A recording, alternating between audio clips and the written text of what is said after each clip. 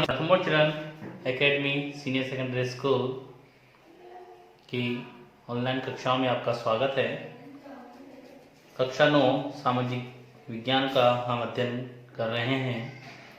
हमारा अध्याय 1 लोकतंत्र क्या, लोकतंत्र क्यों चल रहा है। पिछली कक्षाओं में हमने लोकतंत्र क्या, लोकतंत्र क्यों, इसके बारे में गहन चर्चा की है। हमने लोकतंत्र परिभाषाओं के बारे में जाना, हमने लोकतंत्र के पक्ष और विपक्ष में तर्क दिए, हमने लोकतंत्र की विशेषताओं को जाना। आज हम उससे आगे बढ़ते हैं और लोकतंत्र के, जैसा कि मैंने लिख रखा है, लोकतंत्र के गुण व दोष। आज हम सीखेंगे लोकतंत्र या जानेंगे कि लोकतंत्र के गुण और दोष, यानी लोकतंत्र जैसे हमने विशेषताएं पढ़ी थी वैसे ही हैं ये विशेषताएं, और दोष यानी कमियां, उन्हीं के बारे में हम जानेंगे। लेकिन यहाँ मैंने लिखा है लोकतंत्र गुण व दोष, यानी आप किसी क्या कमियां हैं और क्या अच्छाइयां हैं, क्या खूबियां हैं, वो भी हमें पता होना चाहिए, ताकि हम लोकतंत्र को एक अच्छे ढंग से, एक अच्छे तरीके से समझ सकें, ताकि हम कभी भी अगर हम तुलना करें लोकतांत्रिक शासन और गैर लोकतांत्रिक शासन की, तो हम आसानी से इसकी तुलना कर सकें। अब हम देखते हैं लोकतंत्र के गुण व दोष। सबसे पहले मैंने लिखा है गुण, तो गुण में लिखा है मैंने उत्तरदायी सरकार। सबसे पहला लोकतंत्र का गुण होता है कि उत्तरदायी सरकार होती है। क्या होती है? उत्तरदायी सरकार। इसमें क्या होता है? लोकतंत्र अन्य प्रकार की सरकारों से श्रेष्ठ है, क्योंकि यह लोगों की जरूरतों को पूरा करती है। क्योंकि आपने परिभाषा में पढ़ा था कि जनता के जनता द्वारा शासन ही लोकतंत्र है, तो यानी हमारे द्वारा चुनी हुई है और जनता हमारे हित के लिए सरकार को हम चुनते हैं। तो जरूरत करने के लिए हम सरकार को चुनते हैं, उत्तरदायी होती है। गैर लोकतांत्रिक सरकारों के शासक लोगों के प्रति उत्तरदायी नहीं होते, यानी उन्हें जनता से कोई लेना देना नहीं होता है। लोकतांत्रिक सरकार में अगर जनता के हित में कार्य नहीं करती है तो जनता अगले चुनावों में उस सरकार को पद से हटा सकती है। तो सरकार को जनता के प्रति उत्तरदायी रहते हुए कार्य करने ही होते हैं। इसलिए लोगों की जरूरतों को पूरा करना उनकी इच्छा पर निर्भर करता है। किसमें? गैर लोकतांत्रिक सरकार में। लेकिन यहां पर लोकतांत्रिक सरकार में जनता की इच्छाओं को पूरा करने का उत्तरदायित्व सरकार का है, यानी जिम्मेदारी है, उन्हें करना ही होगा। अगर वह ऐसा नहीं करती है तो अगले चुनावों में उन्हें अपने पद से हटा दिया जाएगा। तो उत्तरदायी सरकार पहली विशेषता होगी हमारी लोकतंत्र की, उत्तरदायी सरकार। दूसरा है सही निर्णय। क्या है? सही निर्णय। लोकतंत्र परामर्श तथा विचार विमर्श पर आधारित है। आपने देखा होगा संसदीय विधानसभा के सत्र को, तो उसमें बहुत सारे नेता, इन सभी नेता, या अगर हम विधानसभा की बात करें तो पूरे एमएलए, विधायक, और अगर हम संसद की बात करें तो सांसद वहां बैठते हैं, वह करते हैं नियमों पर, कानूनों पर, और फिर जाकर कोई सा एक निर्णय वो लेते हैं या कानून का निर्माण करते हैं। यानी एक पूरी प्रक्रिया का क्रियान्वयन होता है, तब जाकर कोई सा नियम कानून बन पाता है। तो सही निर्णय लेने की क्षमता भी होती है लोकतंत्र में। तो लोकतंत्र परामर्श का विचार विमर्श पर आता है, इसलिए इसमें निर्णय लेने से पूर्व अनेक संस्थाओं तथा पर्याप्त लोगों द्वारा काफी विचार और विमर्श किया जाता है। इससे निर्णय में त्रुटियां यानी कमियां नहीं होती है, गलतियां नहीं होती हैं। अगर गलतियां हो भी जाती हैं तो उन्हें यहाँ सुधारा भी जा सकता है। तो दूसरा हमारा क्या हुआ? सही निर्णय लेने की क्षमता। किसमें? लोकतंत्र का एक गुण है ये भी। तीसरा हम देखते हैं नागरिकों का सम्मान। तीसरा क्या है? नागरिकों का सम्मान। देखिए, लोकतंत्र राजनीतिक समानता पर आधारित है। आपने पढ़ा है हमारे संविधान ने हमें समानता का अधिकार प्रदान किया है। उसके तहत हम सभी समान हैं, चाहे हम किसी भी राज्य से आते हो, चाहे किसी भी जिले से हो, चाहे हम किसी भी जाति से हो, चाहे किसी भी धर्म से हो। कानून के समक्ष या संविधान ने हमें समानता का अधिकार दिया है। तो लोकतंत्र राजनीतिक समानता पर आधारित है, जो अमीर और गरीब, शिक्षित और अशिक्षित तथा सभी को समान अधिकार और स्वतंत्रताएं प्रदान करता है। लोग किसी शासक की प्रजा न होकर स्वयं अपने शासक हैं, यानी लोग ही क्या हैं, लोकतंत्र में शासक हैं, वह किसी प्रजा नहीं है, जैसा कि राजतंत्र में होता है।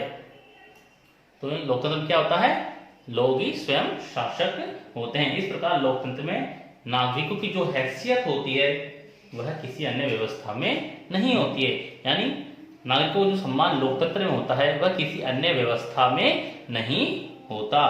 तो नागरिकों को सम्मान होता है लोकतंत्र में।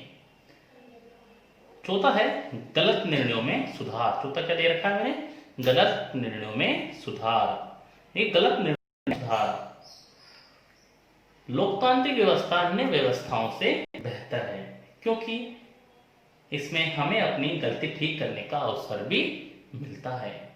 लोकतंत्र में गलती को ज्यादा देर तक छुपाए, आपने देखा होगा पूरे विचार विमर्श के बाद ही कोई सा कानून या कोई नियम बन पाते हैं। अगर उसमें कोई त्रुटिवश अगर कोई ऐसा कानून गलत बन जाता है तो तुरंत ही विपक्ष उसका विरोध करते हैं और सरकार को उस पर संशोधन लाना ही पड़ता है या उसको बदलना ही पड़ता है, अगर वह जनता के हित में नहीं है तो। लोकतंत्र में गलती को ज्यादा देर तक छुपाया नहीं रखा जा सकता। इन गलतियों पर सार्वजनिक चर्चा की गुंजाइश लोकतंत्र में है और फिर इनमें सुधार करने की गुंजाइश भी है। इसका आशय यह है कि या तो शासक समूह या सरकार अपना फैसला बदले, अन्यथा जनता आगामी चुनाव में सरकार को ही बदल देगी। यानी अगर जनता के हित में कार्य नहीं होता है, जनता के विरुद्ध कार्य होता है, तो सरकार या तो अपना फैसला बदल देगी तो या अगले चुनावों में जनता सरकार को ही बदल देगी। ऐसा और इस प्रकार जो हमने पढ़े हैं ये गुण, ये गैर लोकतांत्रिक सरकारों में नहीं पाए जाते हैं। वहां गैर लोकतांत्रिक शासन या राजतंत्र होता है या तानाशाह शासन होता है, उन्हें जनता की कोई जिम्मेदारी नहीं होती, वह जनता के प्रति उत्तरदायी नहीं होते हैं।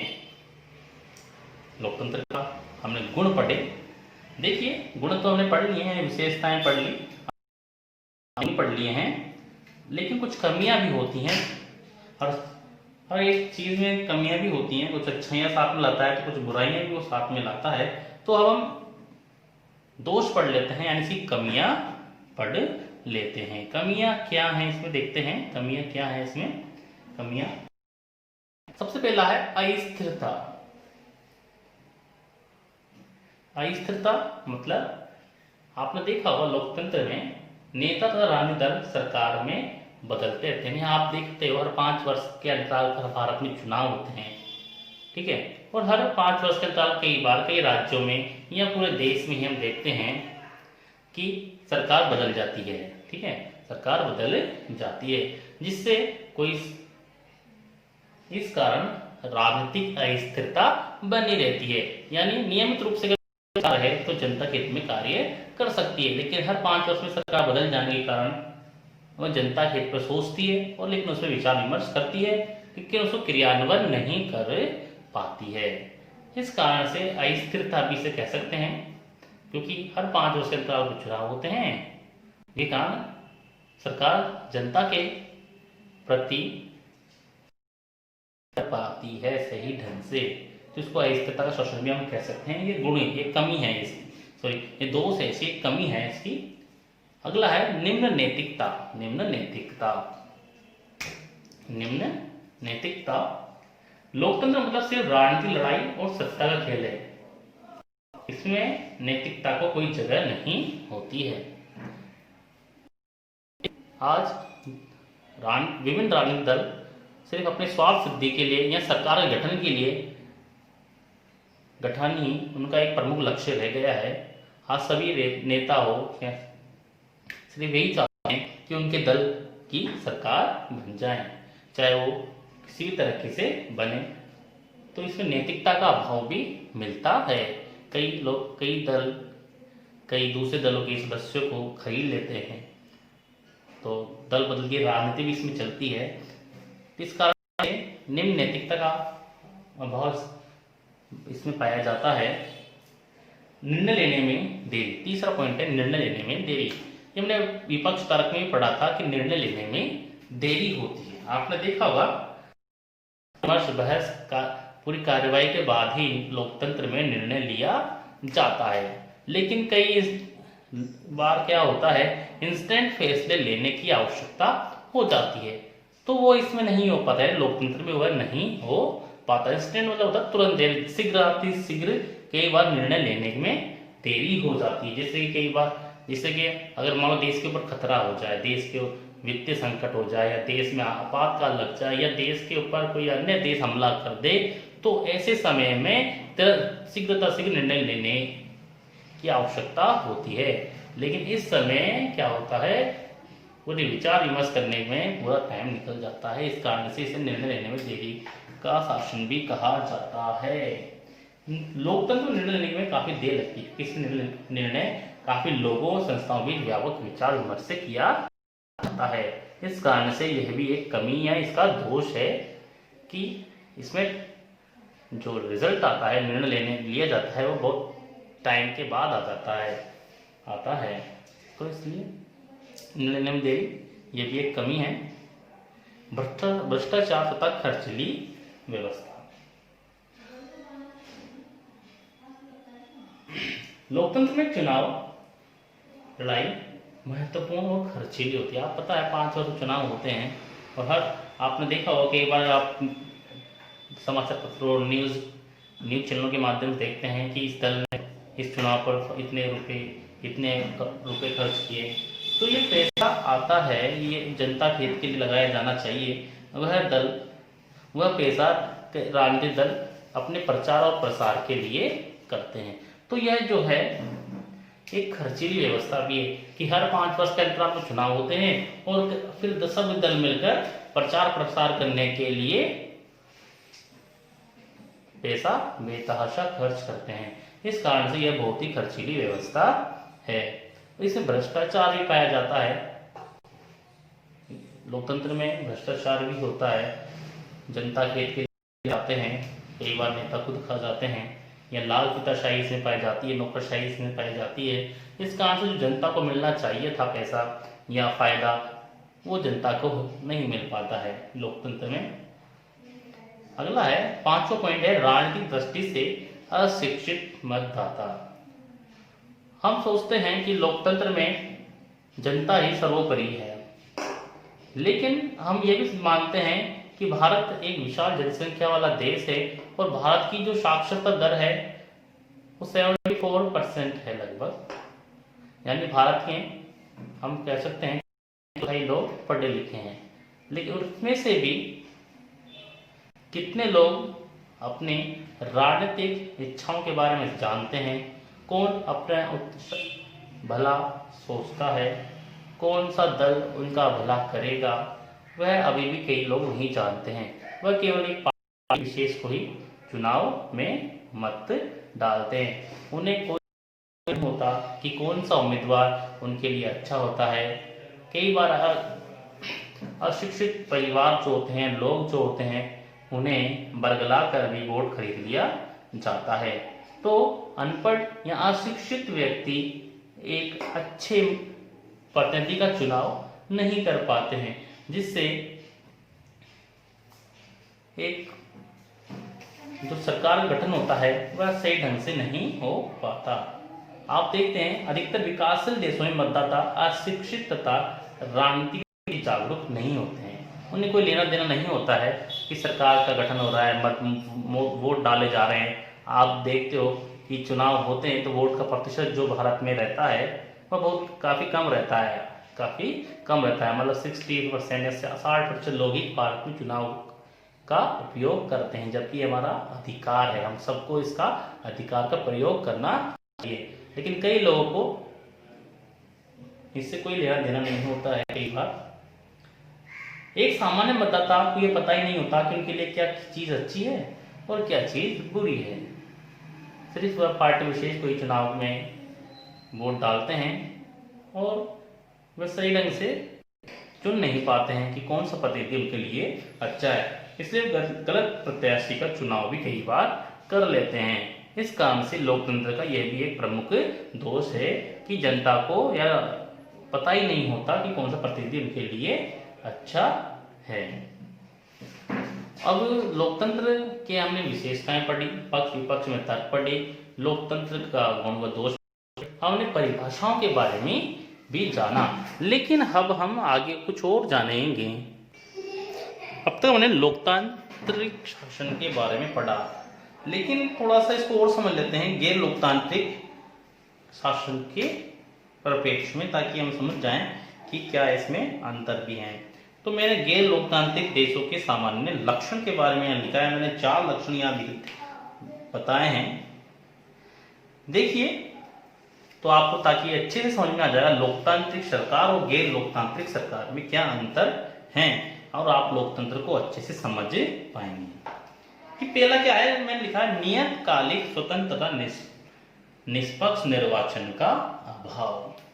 इसमें क्या लिखा है, नियतकालिक यानी हर टाइम के अंतराल पर, समय के अंतराल पर निष्पक्ष यानी बिना किसी भेदभाव के निर्वाचन यानी चुनाव का अभाव किसमें होता है, गैर लोकतांत्रिक सरकार में होता है। या तो इसमें चुनाव होते ही नहीं है, होते हैं तो ये निष्पक्ष नहीं होते हैं और स्वतंत्र नहीं होते हैं, और नियत काल पर भी नहीं होते हैं। जरूरी नहीं है हर 5, जैसे भारत में होता है 5 वर्ष के अंतराल पर होते हैं, तो वहां 5 वर्ष में हो जाए, ठीक है। तो ये ऐसा भी होता है नियत सरकार में। अगला है विरोध तथा विपक्ष का अभाव। गैर लोकतांत्रिक सरकारों में आप विपक्ष नहीं और आप विरोध भी नहीं कर सकते। अगर कोई फैसला अगर जनता के हित में नहीं होता है या आपके हित में नहीं होता है, तो आप विरोध प्रकट नहीं कर सकते हैं, जैसा कि आप वो लोकतांत्रिक सरकार में कर सकते हैं। कि आप सरकार का विरोध भी कर सकते हैं लोकतांत्रिक सरकार में, अगर जनता के हित में कार्य नहीं होता है, लेकिन आप ऐसा वहां नहीं कर सकते हैं। अगर तानाशाह शासन है, राजतंत्र है, तो आप वहां पर ऐसा नहीं कर सकते हैं। तीसरा में लिखा है नागरिकों के मूलभूत अधिकार तथा स्वतंत्रता का अभाव। यानी हमारे लोकतंत्र सरकार में एक मूलभूत अधिकार हैं, हमें कई प्रकार की स्वतंत्रताएं प्रदान की हैं, लेकिन वहां पर आपको गैर लोकतांत्रिक सरकारों में या देशों में आपको ऐसा देखने को नहीं मिलेगा। वहां पर आप किसी प्रकार के अधिकार नहीं दी जाते, स्वतंत्रताएं नहीं मिलती हैं, वहां आप सरकार का विरोध नहीं कर सकते, शासन सरकार के विरुद्ध आप कार्य नहीं कर सकते। तो ये सभी स्वतंत्रताएं हमें सिर्फ लोकतांत्रिक सरकार से मिल सकती हैं, और यह एक स्वतंत्र से शासन भी माना जाता है। अगला संवैधानिक शासन का अभाव। आपने देखा लोकतांत्रिक सरकारें 5 वर्ष के अंतराल में चुनाव होते हैं, संविधान के अनुसार ही वे सब कार्य किए जाते हैं, लेकिन लोकतांत्रिक सरकार में संविधान होता ही नहीं है पहली बार, और संविधान नहीं है तो संविधान के विरुद्ध ही कार्य करेंगे। तो गैर लोकतांत्रिक सरकारों में जनता प्रति उत्तरदायी सरकार नहीं होती है, उन्हें जनता का से लेना देना कुछ नहीं होता है, और वह जनता संविधान के दायरों में कार्य नहीं करते हैं। अगर होता भी है तो उन्हें कोई मतलब नहीं है। इस प्रकार हम गैर लोकतांत्रिक सरकार देशों के सामान्य लक्षण से भी समझ सकते हैं हमारे लोकतंत्र को। इस प्रकार हमने जाना, पूरे लोकतंत्र को जाना। आज हमारे जो अध्याय 1 लोकतंत्र क्या, लोकतंत्र को यही समाप्त होता है। इसके कुछ प्रश्न हैं जो आपको करने हैं, वो मैं आपको दे रहा हूँ, आप कर लें आपकी नोटबुक में, ठीक है। आगे की कक्षाओं में हम अध्याय 2 का अध्ययन करेंगे, जिसमें हम संविधान को जानेंगे और पहले इसका भी बारे में भी समझेंगे कि संविधान है क्या, ठीक है। आगे मिलते हैं।